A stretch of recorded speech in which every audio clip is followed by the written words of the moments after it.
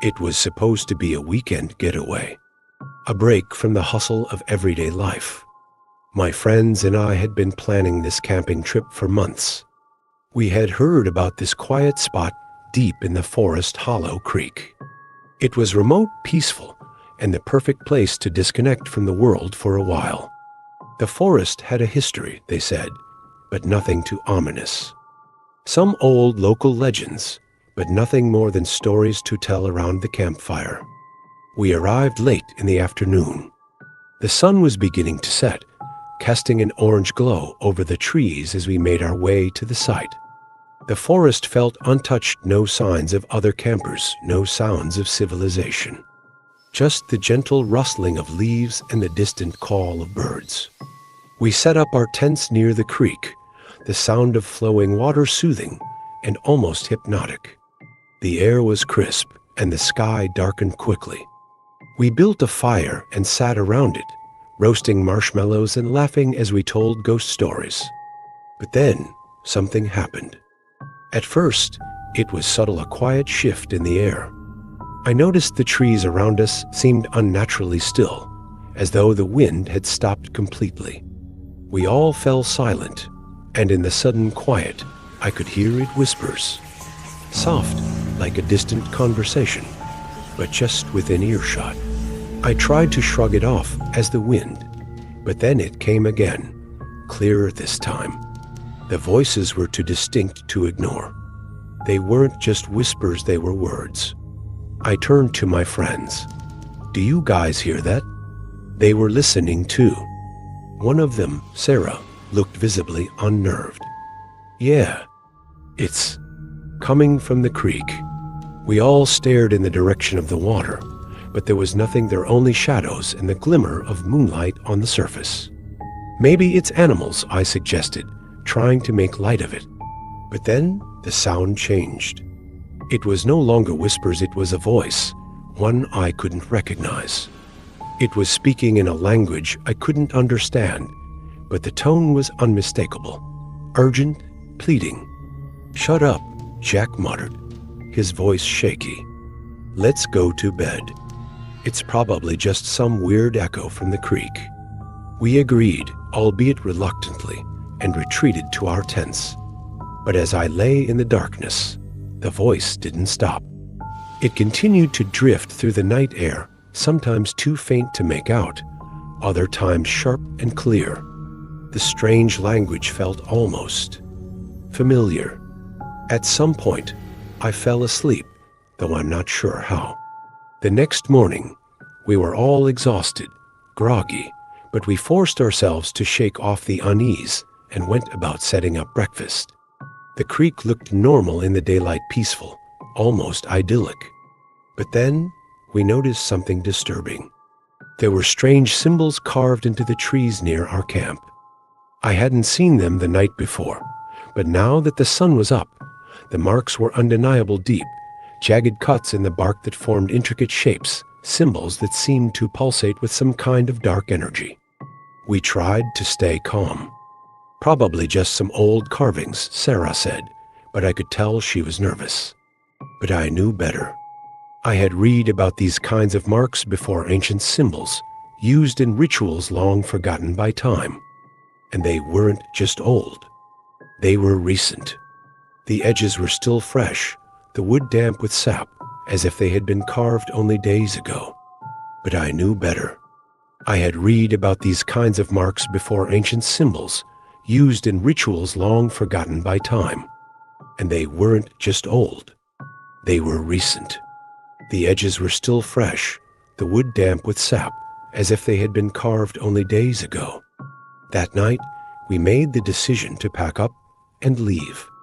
The whispers had grown louder, now a cacophony of voices, all calling to us from the depths of the woods. But as we prepared to leave, something stopped us. A figure appeared at the edge of our camp. It was tall, thin, and shrouded in shadows. It stood completely still, staring at us. Its face was a pale, featureless mask, its arms unnaturally long, hanging at its sides like the branches of a dead tree. I froze, heart pounding. My friends stood motionless, unable to speak. I wanted to scream, to run, but my body wouldn't obey. And then the figure spoke, its voice a hollow echo, as though it came from far away. "Leave this place while you still can." The voice was so chilling, so otherworldly, that I felt my skin crawl. My legs finally moved, and I grabbed Sarah's arm, dragging her toward the truck.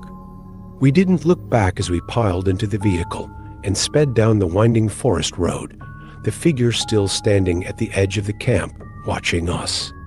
We never spoke of that night again. But every year, as summer comes around, I find myself looking back at Hollow Creek, wondering what we saw and whether it was just a trick of the mind or something far darker.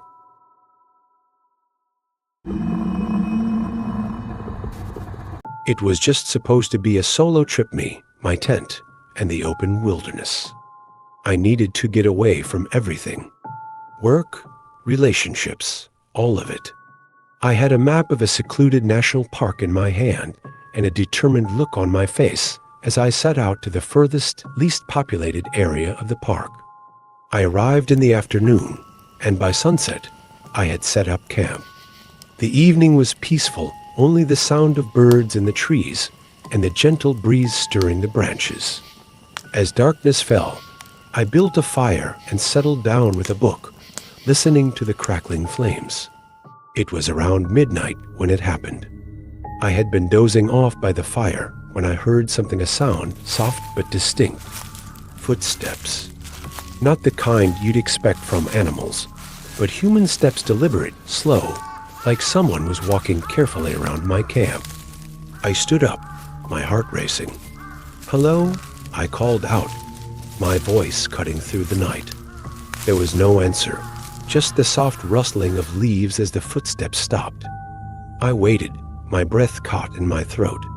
The air around me seemed to grow heavier, as if the forest itself was holding its breath. Then, from the darkness, a figure emerged. At first, it looked like another camper, someone lost, perhaps. But as it came closer, I realized something was wrong. The person wasn't walking. They were gliding, their feet barely touching the ground. Their clothes were old-fashioned, almost like something out of a historical drama. And their face, it was completely obscured by a dark hood. But the worst part, they didn't make a single sound as they moved. No footfalls, no rustling of leaves. Just an eerie silence. I froze, my mind racing. "Can I help you?" I asked, my voice trembling. The figure didn't respond. Instead, it simply continued to approach, its movements unnervingly smooth, like it was part of the night itself. I backed away slowly, my feet stumbling as I tripped over a rock. The figure halted. It seemed to be waiting for something. Waiting for me. I didn't wait for any more signs. I turned and ran, my heart pounding in my chest, adrenaline pushing my legs to move faster than they ever had before. I heard nothing behind me, no footsteps, no rustling, just the thudding of my own heartbeat in my ears. I reached my car and slammed the door behind me, locking it with trembling hands. I sat there in the dark, staring at the empty campsite in my rearview mirror. The figure had disappeared. I didn't sleep a wink that night. The next morning, I packed up and left as soon as the sun rose. I never went back to that park. To this day, I don't know who or what I saw that night. But I'm sure of one thing, it was not human. For generations, Camp Willow Spring was known as a beautiful, peaceful retreat nestled in the rolling hills. Parents sent their children there every summer, knowing it was a safe place where their kids would make memories that would last a lifetime. But as the years passed, the camp's reputation began to change. Rumors spread about the camp's dark past, whispers of something sinister lurking in the woods, and accounts of strange occurrences that couldn't be explained. The story begins with a counselor named Sarah. who had just landed her first job at the camp. She was young, full of energy, and eager to make a difference. The camp director, Mr. Granger, was an older man with a stern face and a cold demeanor. He seemed to be constantly on edge, his eyes always darting around as if he were expecting something to happen. The campers arrived on the first day of summer, excited and nervous. Among them was a young girl named Emma, a shy, quiet child who had recently lost her mother. She kept to herself, avoiding eye contact with the other kids and spending most of her time sitting by the lake. Sarah took a special interest in her, trying to help her make friends and open up. One evening, as the campfire crackled and the kids gathered for ghost stories, Emma pulled Sarah aside. Her voice trembled as she spoke. "I keep hearing someone calling my name," she said, glancing nervously over her shoulder. It's coming from the woods." Sarah laughed it off, thinking Emma was just getting spooked by the campfire tales. "It's probably just the wind," Sarah said reassuringly. "The woods can sound creepy at night." But Emma shook her head, her face pale. "No, it's not the wind. It's someone else. I hear footsteps. They're following me." That night, Sarah couldn't shake the feeling that something was wrong. She wandered around the campgrounds, checking on the other cabins, making sure the kids were all asleep. As she passed the old boathouse by the lake, she thought she saw something move in the shadows. A figure, tall and thin, with long arms that seemed to stretch unnaturally. She froze, staring into the darkness. But before she could investigate further, a rustling sound broke her concentration. When she turned, the figure was gone. The next day, Emma disappeared. The camp searched for hours, but there was no sign of the little girl. No footprints. No evidence she had ever been near the lake. The counselors tried to keep the other kids calm, but Sarah couldn't stop thinking about the strange figure she'd seen near the boathouse. She decided to confront Mr. Granger about the rumors she'd been hearing. Mr. Granger was in his office, looking as tense as ever. When Sarah mentioned the strange occurrences and asked about the camp's history, his face darkened. "You don't know the whole story," he muttered. "This camp, it wasn't always what it seems. Years ago, a group of campers disappeared. They were last seen playing near the woods. Their bodies were never found. Some say they're still here, trapped between this world and the next." Sarah felt a chill run down her spine. "What do you mean, trapped?" Mr. Granger stood up and moved to the window, staring out over the campgrounds. "The land here has a dark history. Long before the camp was founded, the area was used for something else, something unnatural.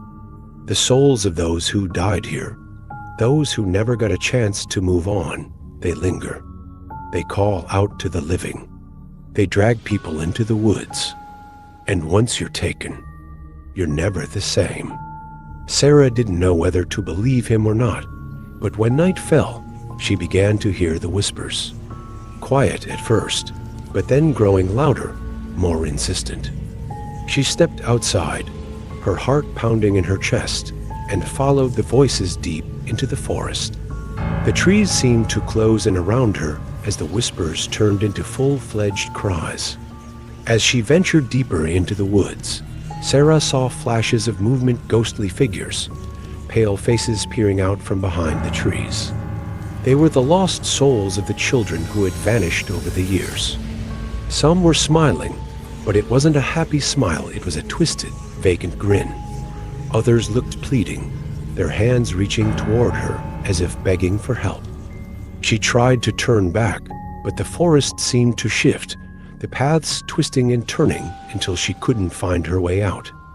The whispers grew louder until they were a deafening chorus of voices. And then she saw Emma. The little girl was standing by the lake, staring out over the water, her eyes vacant and blank. She was no longer the shy, frightened child Sarah had known. She was different, changed.